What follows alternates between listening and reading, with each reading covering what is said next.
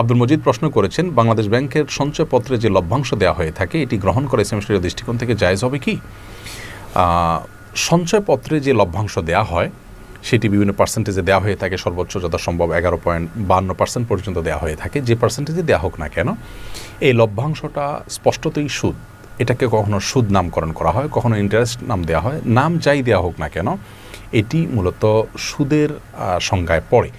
যার কারণে সঞ্চয়পত্রের যে প্রফিট বা সুদ বা লভ্যাংশ সেটা আসলে গ্রহণ করা আমাদের জন্য একজন মুসলমান হিসাবে ইসলামী শরীয়তের দৃষ্টিকোণ থেকে জায়েজ হয় না।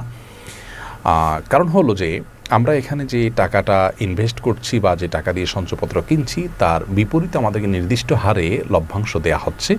ব্যাপারটা যদি এমন হতো যে আমরা এখানে ইনভেস্ট করছি, ইনভেস্ট করার পরে সেটা বিনিয়োগ করা হবে কোনো বাণিজ্যিক খাতে, তারপর সেখান থেকে যে প্রফিট হবে সেই প্রফিটের একটা পার্সেন্টেজ আমরা পেতাম, আবার